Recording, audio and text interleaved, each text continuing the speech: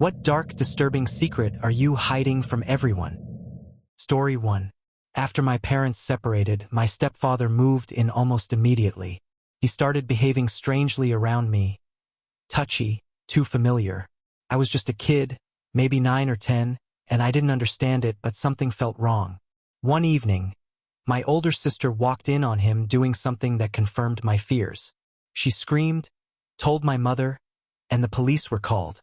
He was taken away. For a while, my mom seemed protective. I even slept in her bed every night. Then one afternoon, we came home from school and saw my dad's van outside. He told us Mom had called earlier, saying if he didn't come get us, she'd get rid of us. She wouldn't even come outside. My brother and I left with our dad, moving across state lines. She never reached out. Later, we found out she let the stepdad come back. It broke my heart. She chose him over us. Years later, I finally cut her out of my life, right after I began addiction recovery. I haven't spoken to her since. People think you need your mom, but sometimes the most damaging people are the ones you're related to. Story 2. I've been a silent bystander in both my parents' infidelities. When I was about 6, my mom started seeing someone while my dad was stationed overseas. My older brother told me, swearing me to secrecy. Then, a couple of years later, my dad began sneaking around with his assistant. He'd say we were going to the arcade but would take me to her place instead. Her roommate would babysit me while they disappeared into the bedroom. They're still married, and I've never told either of them that I know. Sometimes I wonder if they're both aware and just pretending. People have suggested maybe they had some kind of agreement, but that doesn't add up. They hold really conservative views, and we were raised in a household where cheating was considered unforgivable. If there was an understanding, they never explained it to us. Instead, they dragged us into their mess and expected us to lie. I still feel weird about it today, like I was an accomplice to something I didn't even understand at the time. I've never brought it up, and honestly, I don't think I ever will. Story 3. When I was 10, a female teacher began singling me out. At first, I thought she was just being kind, but it quickly turned into something inappropriate. I tried to tell a relative, but they brushed it off. Years later, I ran into her at a bookstore. I froze, but then something shifted. I was 24 and no longer a helpless child. I started following her online and learned she was still teaching. Worse, she was part of a local dating club and had shared posts that hinted at more victims. She referred to them as her classroom pets. I pretended to befriend her through the group, collected screenshots, and eventually, I printed hundreds of flyers with her photo, quotes, and email address. I dropped them in her neighborhood, on windshields, and even in faculty mailboxes. I expected someone to confront me, but no one ever did. I don't feel guilty. I feel empowered. People always say to let the past go, but when someone still poses a threat to children, staying silent isn't an option. If the system won't stop her, I will. Story 4. 2 days before my 17th birthday, my dad called me in the middle of the night. He had been struggling with depression for a long time and would call often to talk, usually after drinking. That night, he told me he was done. I was exhausted and overwhelmed, so I hung up. I didn't mean to be cruel. I just couldn't handle another late-night breakdown.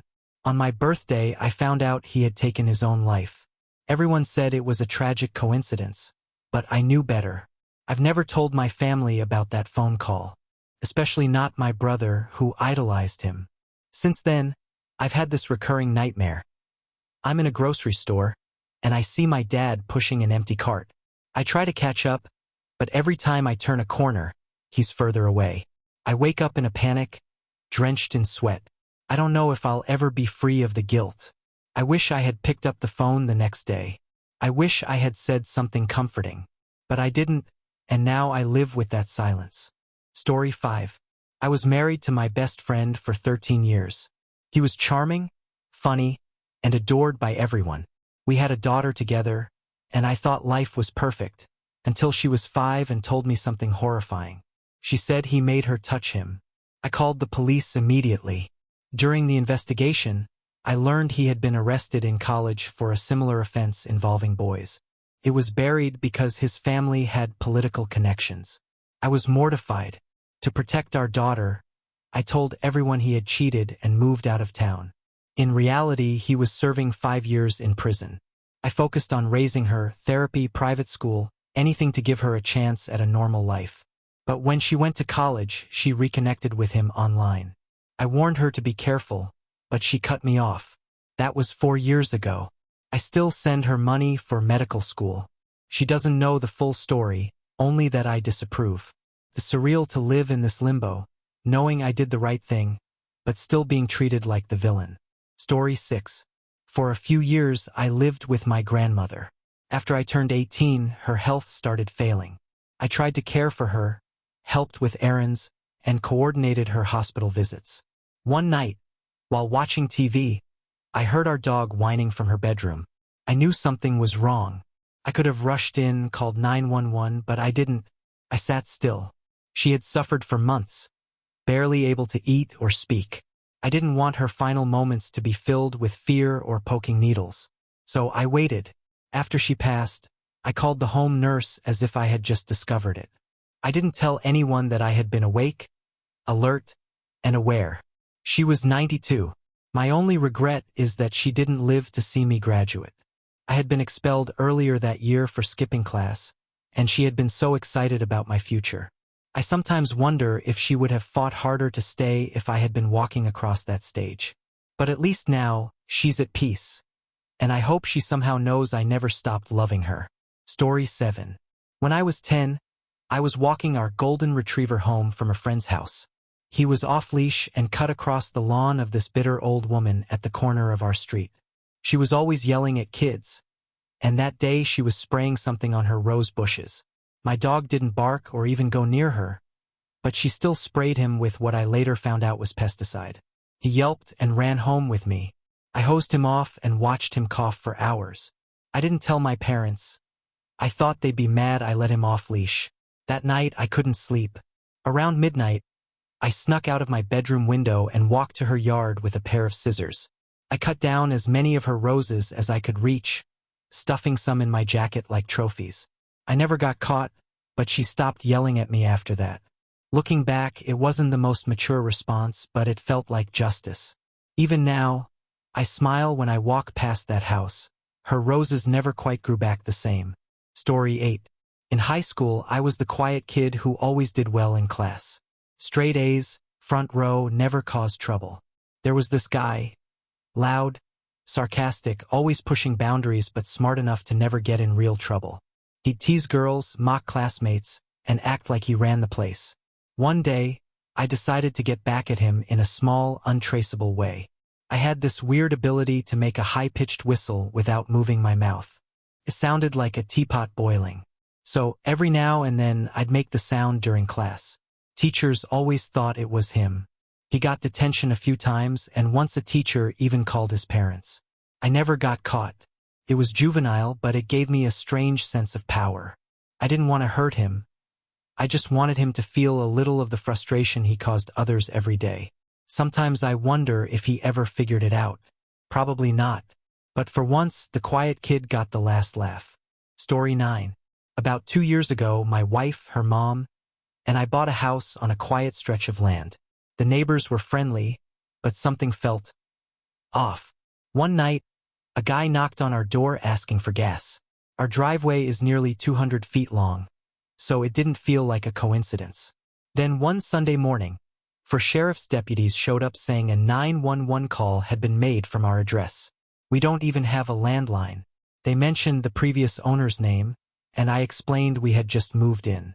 Later, while doing yard work, I mentioned the visit to a neighbor. He casually said, "Oh, probably because of the shooting." I asked what shooting, and he hesitated before saying the old homeowner had shot his daughter's boyfriend during a fight in the kitchen. The boyfriend's friends had retaliated by setting off fireworks and slashing tires. Our state doesn't require disclosure of violent events, so we had no idea. Everything made sense then, the weird vibes, the strange knock. I told the neighbor not to mention it to my wife or her mom. They'd never sleep again if they knew. Story 10. When I was 9, my cousin, who was 13, would occasionally kiss me when no one was around. I didn't think much of it at the time, but something always felt off. I never told anyone. Years passed and we drifted apart. We reconnected briefly when I was in college, but he seemed like a different person, quiet, distant. A year later, I heard he had died while cleaning a gun. His guardian said it was an accident, but I always had my doubts. He was raised around firearms, knew how to handle them. I also knew he'd struggled with depression and had suffered a head injury in a car crash the year before. I've never told anyone my suspicions. Not his family, not even my partner. It's one of those things you carry quietly because bringing it up would only cause pain.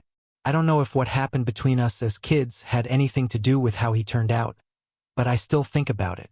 Sometimes I wonder if he remembered. Sometimes I wonder if he felt as confused as I did. Story 11. Cutting my dad out of my life was the hardest but smartest thing I've ever done. From the time I was 10 until I turned 18, I tried again and again to build a relationship with him. It never worked. He used to say I should have died when I was sick in kindergarten, that if I hadn't survived, his affair wouldn't have been exposed, and his marriage wouldn't have ended. By the time I was 13, he was locking me in closets when I visited. At 16, he thought throwing money at me could fix things. Didn't. I was already working, already numb. He has no idea what my life looks like now. He's never met his grandchild, never asked about my job, my health, anything. Sometimes I wonder if he even cares. Other times, I hope it eats away at him. I'm not bitter. I just finally understand that not every parent deserves a second chance. I still struggle with self-worth, but seeing my own child helps me reject the lies he fed me. I'll never treat them the way he treated me. I broke the cycle. Story 12. This isn't my secret, it belonged to my mom. In high school during the late 1960s, she dated a guy named Jimmy for years. They planned to marry after he finished college, but then he came back with heartbreaking news. He had gotten another girl pregnant and had to marry her. What he didn't know was that my mom was pregnant too. By him. She never told him. Instead, she made the painful decision to induce a miscarriage by taking something unprescribed. Years later, when I helped her make a Facebook account, she asked me to look him up. They started messaging through my profile. It was awkward seeing their "I love you" sign-offs. He was still married, and so was she, but the connection was clearly still there. She passed away a few years ago, and I've never told anyone. Sometimes I think about messaging him, telling him the truth, but I know it would just reopen old wounds. It's not my story to tell. Still, I wonder how different their lives, and mine, might have been if the truth had come out back then. Story 13. When I was 8, I desperately wanted to fit in with the older boys in our neighborhood. Most of them ignored me except for Mike, who was 19 and finishing high school. One afternoon, he invited me inside for a soda.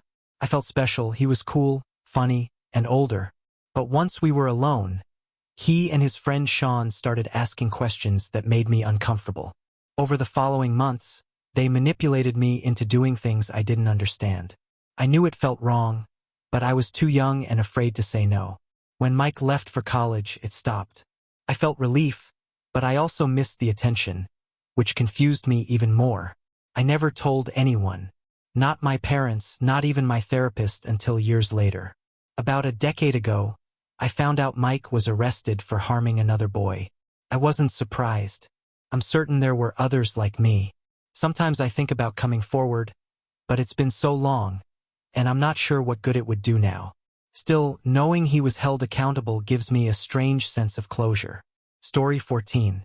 I live in a small town where everyone seems to know each other. But lately, it feels like I've disappeared. I used to be part of a tight group, but after a disagreement with one member, things fell apart. We had a group chat, weekend get-togethers, and inside jokes, but now I'm not invited to anything. I tried reaching out, even apologized, but it didn't work. The hardest part is seeing their posts online. I follow a few of them on a backup account they forgot to block, and I see the parties, the dinners, the smiles without me. I've started to wonder if they ever really liked me or just tolerated me. The loneliness eats away some days. I dream about moving to a new place where no one knows me, starting fresh.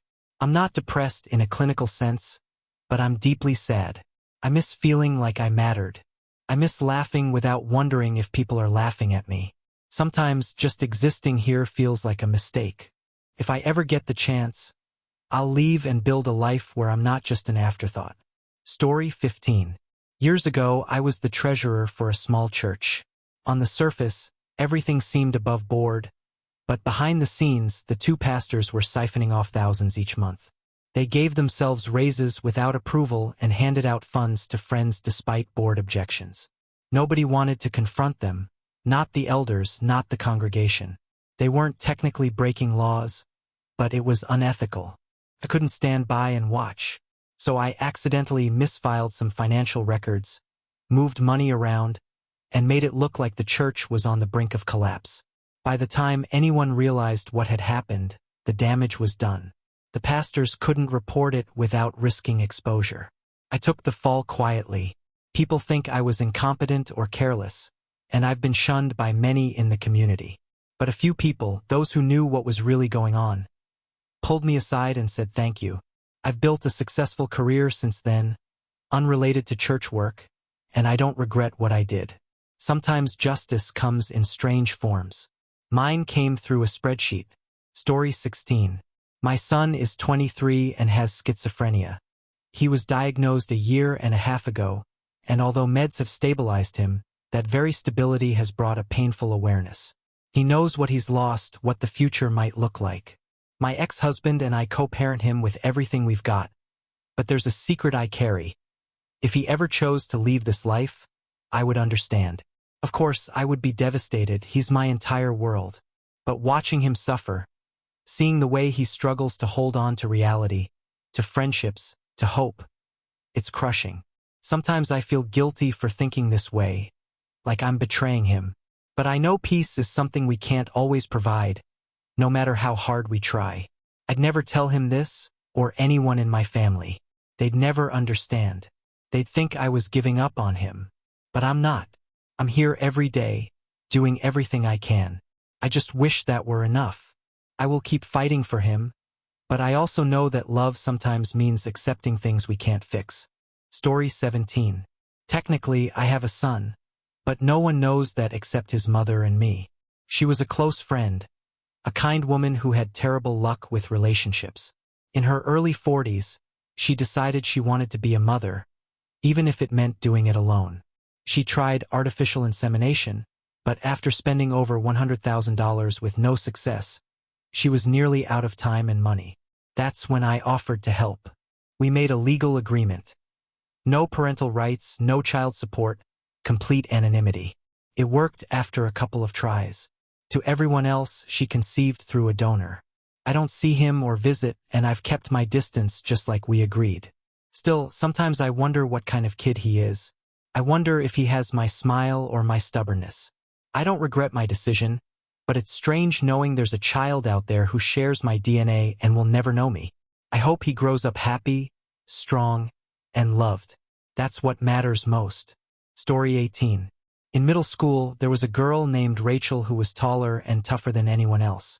She bullied people constantly, especially kids smaller than her. One day, after she shoved me in the hallway, I snapped. I went to the stairwell during lunch and scribbled a nasty rumor about her in pencil on the wall. I didn't think anyone would see it, but later that day she did. She assumed her ex-boyfriend had written it and lost her temper. She found him outside and attacked him in front of dozens of students. She was suspended for a month, transferred schools after, and I never saw her again. I never confessed. Years later, I ran into her at a local event. She didn't recognize me, but I recognized her voice instantly. I found out she had spent years in anger management and still struggled with rage. It haunts me that something I did out of spite may have changed her life forever. I wanted her to feel embarrassed, not to lose everything. I still don't know if I should have spoken up. Story 19. About a decade ago, a man pushed his way into my apartment after I answered a knock. He was huge, clearly drunk, bleeding from his hand, and holding a broken bottle. He started shouting about demons, the apocalypse, and demanded cash for protection. I tried to reason with him, but he got aggressive. I told him I had a knife, though I didn't, just hoping to scare him. When he stepped toward me again, I dashed to the kitchen, grabbed the largest knife I could find, and swung wildly. I don't think I hit anything major, but there was blood. He stumbled out. A few days later, I heard from a neighbor that a man's body had been found a few blocks away. Tall, muscular, wounds on his arms. I never told anyone. I cleaned up the blood, threw out the knife and waited. But no one ever came. He had a record, and the cops seemed uninterested. To this day, I don't know if I killed him. I just know that I survived. And I've lived with that shadow ever since. Story 20. No one knows that I'm both gay and dealing with meth addiction. To the outside world, I'm a dependable, clean-cut professional with a decent job and a long track record of success. I've even managed to get promoted during my addiction, which only made it easier to hide. Before the pandemic, I sought out random hookups, but when isolation hit, I spiraled. I started using meth with strangers, chasing highs that erased my shame. Eventually, I contracted multiple STIs and underwent surgery for severe anal warts. The doctor told me the procedure would permanently narrow my anal canal, effectively ending a part of my sex life. I didn't tell anyone. Not my friends, not my family. I recovered alone in silence. In some ways, I'm grateful it forced me to stop the risky behavior. But the addiction didn't magically disappear. I've relapsed more than once. It's a constant fight. I want to open up, to be honest with someone, but I'm afraid of losing everything. So instead, I wear a mask every day and hope no one sees the truth beneath it. Story 21. My daughter isn't biologically mine, but I've raised her as if she were. Back in 2018, I relapsed and my partner left me. I got clean, turned my life around, and we reconciled. She was already pregnant when we got back together. We'd endured multiple miscarriages before, so I welcomed the pregnancy as a fresh start. The first time I held that baby, she smiled at me like I was her whole world. I became her dad that moment. Her biological father was involved in drugs and had a history of violence. He doesn't know about me, and we live less than an hour from him. I've been trying to convince my partner to move, but she's hesitant. My daughter is almost 4 now and starting to call me Dad. Even my own parents don't know the truth. I worry about how they'd react, especially my father, who was kept from me for most of my childhood. I work in construction in a rural area where raising a child that isn't yours is often looked down on. But none of that matters. I would do anything to protect my daughter. Story 22. I cheated on my first husband, but it wasn't for the reasons people assume. He was emotionally abusive, controlling, manipulative, and belittling. I didn't even realize how much he'd broken me until a mutual friend pointed it out. That friend was also in a troubled marriage, and after he left his wife, we started an affair. I hoped it would push my husband to leave me, but he refused. He saw me as property, something to own. Eventually, I found the strength to pack my things and walk away. The man I had the affair with, we got married. That was 32 years ago. My kids from my first marriage call him Dad, and he's been the only father figure they've ever truly known. I never told anyone the real reason I cheated. They think it was lust or a midlife crisis. But it wasn't, it was desperation. I didn't have the courage to leave until I had someone to catch me. I wish I could say I handled it better, but I don't regret the life I built afterward. Story 23. My husband died in a car crash in 2016. He was 32, I was 30, and we hadn't even been married for 2 years. The relationship had been rocky, fast-moving, full of fights and makeups. When he died, I was devastated. I grieved deeply, but over the years, something unexpected happened. My life got better. I went back to school, earned a degree with honors, and landed a job that pays more than I ever imagined. I moved to a new state, started fresh, and now provide a life for my child that I used to only dream about. Here's the part one never say out loud. If he hadn't died, I'd probably still be stuck. I might have been a stay-at-home mom, barely scraping by, always arguing. I'm not glad he's gone, but I don't miss him the way people think I should. I've built something beautiful out of the wreckage, and while I'll always honor his memory, I don't live in it. Life gave me a strange second chance, and I took it. Story 24. This isn't my story. It's my best friend's, but I've carried it with her. A few years ago, she took one of those DNA ancestry tests just for fun. When the results came back, she was surprised to find a distant match in New York. Shortly after, a man with her last name messaged her, claiming to be her half-brother. He said their father had an affair after immigrating in the late 80s, and that he was the result. My friend ignored him at first, but he and his wife kept reaching out, sharing specific details about her dad that matched up. Eventually, I convinced her to talk to her father. She said he looked stunned and left the house without saying a word. They never discussed it again. Things calmed down, but I know her view of her family was forever altered. She never responded to the half-brother again. Sometimes I wonder what he's doing now or if he ever found closure. I'll never bring it up again, but I won't forget it either. Story 25. I'm in my 30s, and my family believes I'm a straight man dating a sweet, conservative woman.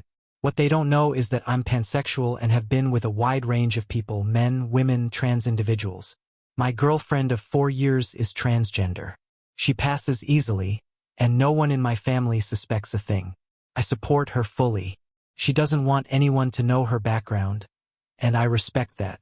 To the world, she's a woman, and that's all that matters. I'll never tell my family. Not because I'm ashamed, but because it's none of their business. My mom, in particular, would never understand. I've built a life where I can be myself with the person I love, and that's enough for me. If anyone ever found out and had a problem with it, I'd defend her without hesitation, even if it meant cutting ties with my own blood. Love doesn't need a label. It needs understanding and respect. And I've finally found both. Story 26. When I was younger, my father would touch me in ways no parent should. It started subtly. Slaps on the backside, 2 long touches on my thighs, and escalated over the years. It went on for about 7 years, as far as I remember. My mother knew. My siblings knew. No one did anything.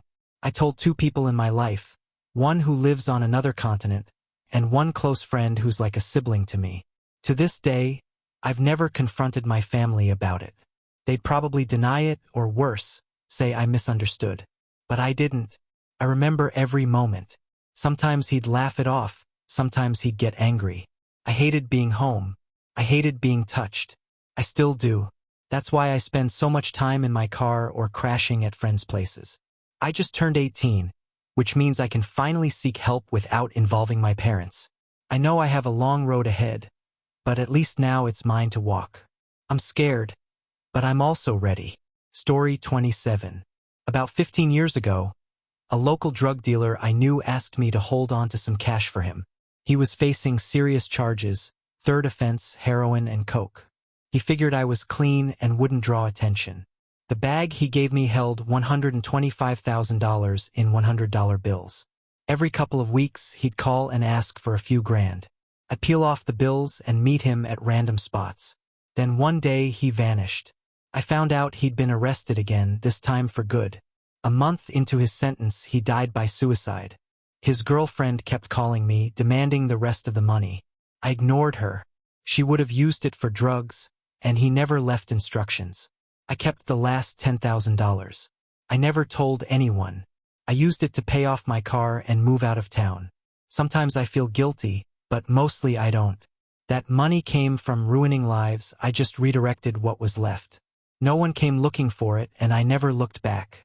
Story 28. I'm not suicidal, but I'm exhausted in a way that's hard to explain. I've had severe sciatica for nearly 4 years. It's disabling, but not enough to qualify for most support programs. I live in Canada, so at least I'm not drowning in medical bills, but the pain never stops. I love my wife and kids. I still cook, do the shopping, and try to be present. But I've stopped dreaming. I can't read, struggle to enjoy new shows, and barely leave the house unless I have to. I often just rewatch old movies because anything new takes too much effort. I save my energy for evenings with my wife. That's the only part of the day that still feels normal. I don't talk about this with her because it would break her heart. I'm not giving up. I just feel like I've already let go of anything that used to make me feel alive. Every day I try to contribute so I won't feel like a burden. I don't want to disappear. I just want to stop hurting all the time. Story 29. In 2008, I scammed my employer out of nearly $50,000. They had a tuition reimbursement program, maintain a 3.0 GPA, pay up front, and get reimbursed at the end of the semester. Scholarships and grants were supposed to be deducted. I had a full ride, but I doctored the receipts, removing any mention of outside aid. HR didn't know how to verify it. Every semester, I got reimbursed for money I never spent. By the time I graduated, I had saved enough to buy a new car, pay off credit card debt, and put a down payment on a condo. I left that job shortly after. The company was a large auto supplier notorious for worker exploitation. I don't feel bad. They made millions cutting corners and avoiding regulations. I just played their game better than they expected. I've done well since then. No one ever found out. And honestly, even if they did, I'd sleep just fine. Story 30. I'm in love with my best friend and have been for years. We've known each other since college, and over time, my feelings shifted from platonic to something deeper. They're kind, funny, and know me better than anyone. But they're also in a long-term relationship, and I could never be the reason that ended. So I keep quiet. I laugh at their jokes, give dating advice, and smile through the pain. I've even imagined telling them what it would be like, how it might feel, but I always stop myself. The risk is too high. If they don't feel the same, it could ruin everything. I'd rather suffer silently than lose them completely. Some nights I lie awake replaying conversations, wondering if they ever suspected. Maybe someday I'll tell them. Maybe I won't. For now, I'll just be their friend. The one who shows up, supports them, and keeps this secret buried under every "I'm fine." Story 31.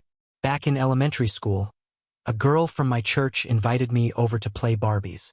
Her house was everything mine wasn't. Neat, warm, full of laughter. She had a whole collection of Barbie accessories, including a tiny toy can of dog food. For some reason, I really wanted it. Maybe it felt like a piece of the normal life I didn't have. So I slipped it into my pocket. When she came to my house a few weeks later, she saw it. I had written my name on the bottom, thinking that would somehow make it mine. But she recognized it immediately. I lied. She didn't believe me. That was the last time we hung out. Years later, we ran into each other at a party. We talked for a bit, but I didn't bring it up. I always meant to apologize, but never did. That tiny can haunted me for years, not because of its value, but because it symbolized everything I felt I lacked. I stole something small, but what I really wanted was to feel like I belonged somewhere. Story 32. I'm surrounded by people and yet feel completely alone. My so-called friends constantly poke fun at me. It's disguised as joking, but it wears me down. I work in customer service, so I already deal with angry strangers all day. I used to think I was just being sensitive, but over time, I've come to realize it's not normal to feel this drained by people who claim to care about you. Even when I try to vent or open up, they either mock me or change the subject. I've started avoiding group chats and making excuses not to hang out. Dating hasn't helped either. Every guy ghosts or loses interest before I can even ask why. I just want to feel like someone's favorite person. Not the punchline. Not the backup plan. I'm not struggling with thoughts of self-harm, but I'm tired of laughing at jokes that hurt and pretending I'm okay when I'm not. I don't know how much longer I can keep pretending that this version of friendship is enough. I want more. I deserve more. Story 33. Lately, I've been fantasizing about buying a big piece of land, fencing it off and making it clear that no one is welcome. I imagine warning signs, dense hedges, and maybe even cacti lining the interior. People exhaust me, especially the ones with noisy dogs that bark at all hours. I know it's not socially acceptable to say you don't like your neighbors, but I don't. I crave privacy more than connection. I'd build a tiny house with blackout curtains and spend my days in silence, reading or gardening or just breathing without interruption. I get why some wealthy people isolate themselves. It's not about arrogance, it's about peace. I don't want to be rude or hurt anyone. I just want to be left alone. I used to love community, but now it feels like everyone's always in your business, always making noise, always expecting something. I'm not angry. I'm just tired of sharing my space with people who don't respect it. If I ever get the chance, I'll create a little sanctuary where quiet isn't something you beg for. It's guaranteed. Story 34. I don't keep secrets from my husband, but there's one truth I rarely say out loud. I wish I were one of those effortlessly likable people. You know, the type, always invited, always included, the one people gravitate toward. That's never been me. I try to make plans with others, but I'm usually the one reaching out. Most of the time, they're busy or simply don't respond.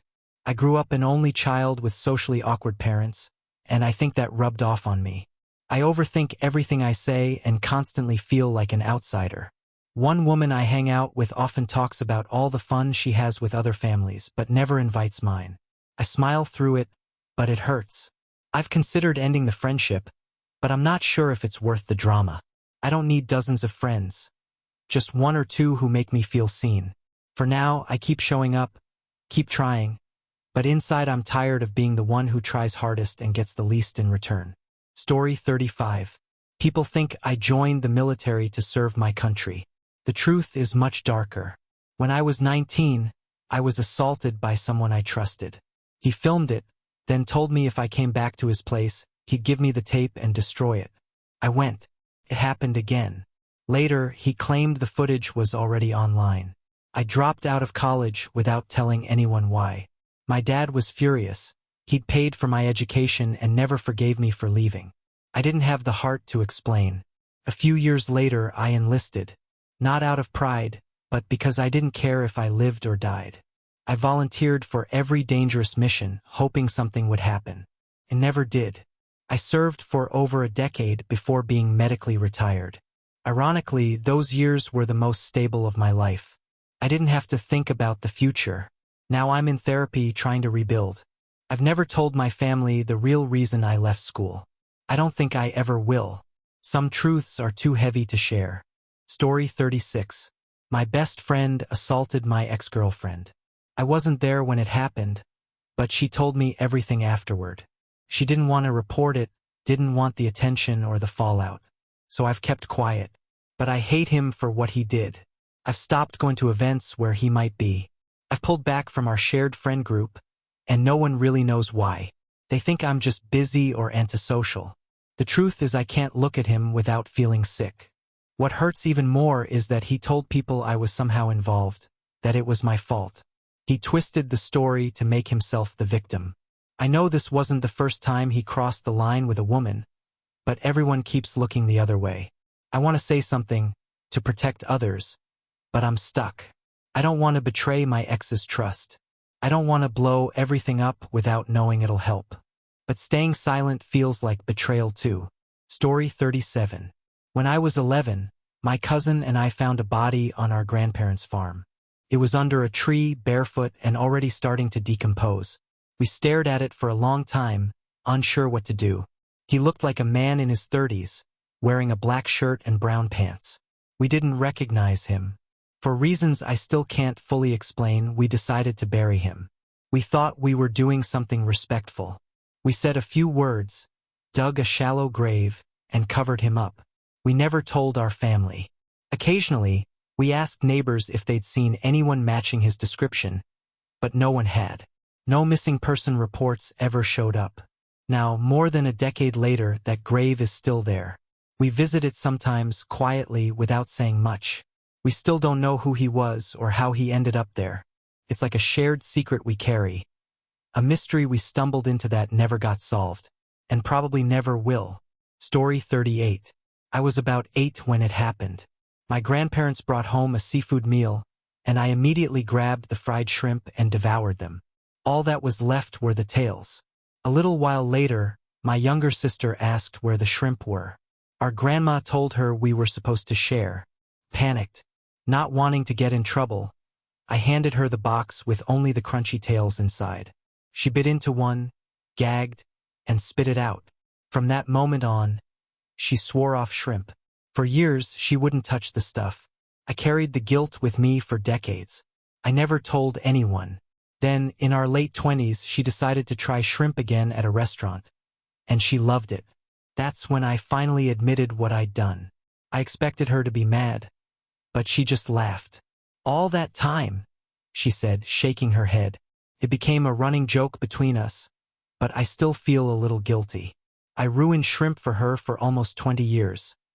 All because I was a greedy little kid. Story 39. When my mom divorced my dad, she didn't waste time before moving in her new boyfriend. He was charming in public, but behind closed doors, he was too handsy for comfort. I was just 9 and he made me feel watched, like I was always being measured. One night, my sister caught him creeping into my room. She screamed. Cops came. He was arrested. For a while, my mom acted like a real parent. Held me close, let me sleep in her bed to help me feel safe. But a few months later, everything flipped. We came home from school, and my dad's van was parked outside. My mom never came out. My dad told us she had called him and said if he didn't come get us, she'd get rid of us. Trash bags with our clothes were already on the curb. Turns out she let the creep back in. She chose him. Over me. Over us. Years later, I cut her out of my life for good during my recovery. No more calls. No more fake apologies. Some people say you only get one mom. I say good. One was more than enough. Story 40. When I was 15, I had a sleepover with 3 friends. We stayed up too late, watched R-rated movies we weren't supposed to, and shared secrets. You know the kind. Who do you have a crush on? What's the worst thing you've ever done? Then one of them asked, have you ever touched yourself? There was a pause. Half of us laughed, the other half looked away. Later that night, while everyone was asleep, I woke up to someone next to me breathing heavy. I turned over and realized one of my friends was under the blanket, clearly doing something. I didn't move. I was frozen, half curious, half disturbed. The next morning, he acted like nothing happened, grinning, pouring cereal like he hadn't just had a solo session inches away from me. I never brought it up. None of us did. But after that night, I couldn't look at him the same. We drifted apart. To this day, I still wonder if he knew I was awake, or if he wanted me to be. Story 41. At 22, I got a job working at a tech repair shop. It was boring, but the pay was decent and the perks were distracting. My boss's daughter had just turned 19 and worked the front counter part-time. She had this chaotic energy, always chewing gum, snapping selfies, wearing crop tops that skirted the dress code. I tried to keep it professional, but she didn't. One night after closing, she cornered me in the stockroom, said she was bored, and asked if I wanted to hang out. I said no. She smirked, leaned in, and whispered, "You'll change your mind." The next day, her dad called me into his office and asked if anything happened. I denied it. She must have said something, but I never found out what. A week later, I quit. Not because I had to, but because I knew if I stayed, I'd eventually say yes. Story 42. I once dated a girl who was obsessed with filming everything. Vlogs, dance videos, makeup tutorials. I didn't mind, until I found out she'd been recording us during sex. She never told me. I only found out because I borrowed her laptop to submit a job application and found a folder labeled Private, Winky Face. There I was. Full view. No warning. I confronted her and she said it was for us. That she thought I'd be into it. I wasn't. I made her delete everything in front of me. We broke up a week later.